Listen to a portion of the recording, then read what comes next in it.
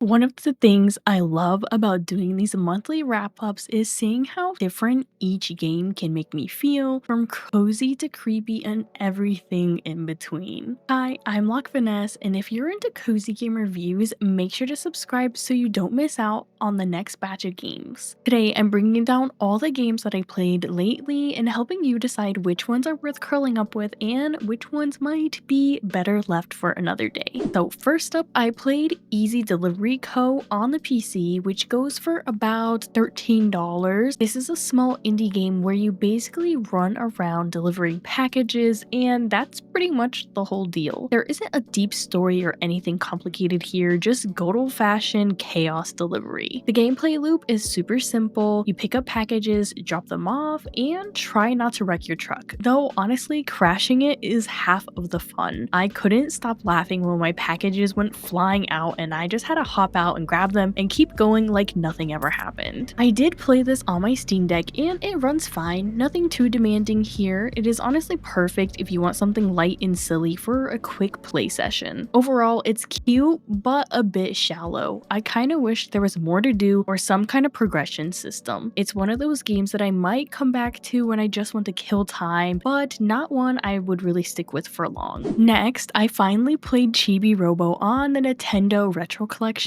and I am so glad that I did. This was my first time ever playing it, and now I totally get why people love the game. You play as this tiny household robot helping a family clean up and solve their little problems. The story is super simple on the surface, but it's surprisingly wholesome and emotional at times. The gameplay loop revolves around cleaning, collecting scrap, and keeping your battery charged, which sounds basic, but it is oddly addictive. There's something so satisfying about running around, helping out, and slowly making the house come together. Obviously, there's no Steam Deck for this one, but man, I wish I could find the original GameCube version of it. My overall thoughts, I absolutely loved it. It's charming, weird, and way more heartfelt than I expected. It's definitely one of my favorite retro games that I played this month. Now, I played Night in the Woods, which is available on pretty much everything on the Switch, PC, Xbox, PlayStation for around $20. I've heard about this game for a few years and I totally get why people love it now. You play as May, a college dropout who returns to her small hometown, and honestly, the story just hits. It's quirky, emotional, a little bit relatable, and a little weird in the best way. The dialogue is so offbeat, it's not your typical video game writing, and that's what makes it really stand out. The gameplay loop is mostly exploring, talking to the people, and discovering the little secrets around the town. A slower paced, but it really lets you soak in the characters and the world that you're in. Now, I played this one on the Nintendo Switch, and it was perfect for this platform. It's super comfy to play in the handheld mode, especially when it's late at night. Now, overall, I had a great time with this game, even when I wasn't totally sure I was doing the right things. I was fully immersed in its weird, heartfelt, and just very memorable. Then I also jumped into Buy Sweet Carole, which is on the PC, the Xbox, PlayStation, and on the Switch for about $25. The best way I can describe this game is if Disney made a dark fairy tale video game, this would be it. It gives a major Alice in Wonderland vibes, but completely twisted. The story pulls you into this eerie world filled with rabbits, creepy animations, and puzzles that make you really stop and think. I liked that the answers weren't just right in your face, like I had to actually slow down and piece things together. Now, the gameplay loop is mainly exploration and puzzle solving, with just enough creepy moments and jump scares to keep you on edge. The music in this game just truly really immerses you. Now, I played it on the Steam Deck and it ran well. It's definitely one of those games that keeps your brain active. So my thoughts overall, I loved how it challenged me. Some puzzles almost made me rage quit, but then I finally thought about it and figured them out. It was so satisfying. The game is eerie, gorgeous, and really cool experience if you want a dark storybook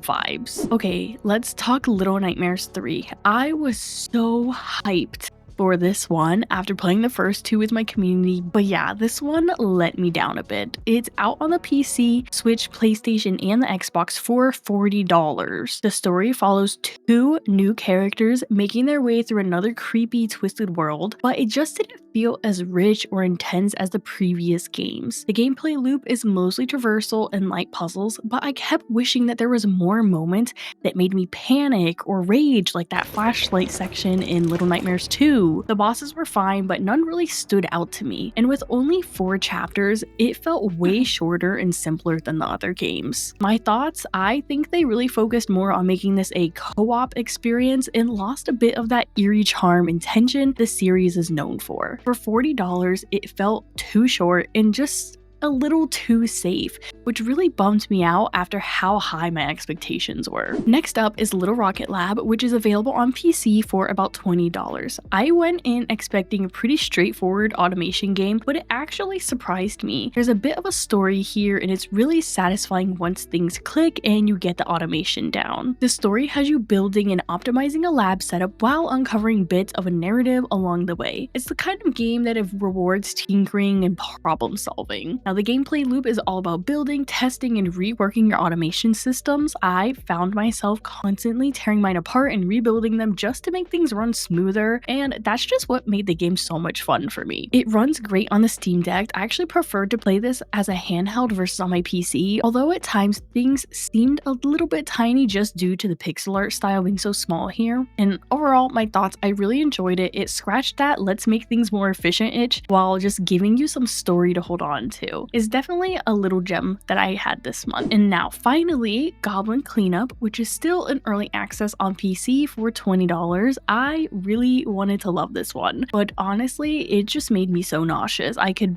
barely even play it. The story is pretty minimal. You're basically cleaning up after goblins, which could have been fun if the camera in motion didn't mess with me so much. Which is weird because the game is in third person and the movement just didn't, it just bothered me. The gameplay loop is cleaning up gross messes level by level, kind of like Crime Scene Cleaner, but not as quite polished. Keep in mind this is in early access. And my final thoughts, the idea is cool, but I definitely would rather just go play Crime Scene Cleaner again instead. Hopefully they polish it up a bit more before the full release. So yeah, that's everything that I played in a mix of cozy, creepy, and chaotic games that really made this month fun. If I had to pick my top favorites, I'd have to say it was Little Rocket Lab and By Sweet Carole. They're total opposites, but both really stood out to me in the sea of new releases. Let me know if you played any of these and what you thought, or if there's something new that I need to try next. If you enjoyed this video, be sure to like and subscribe for more cozy gaming content. And until next time, so happy gaming.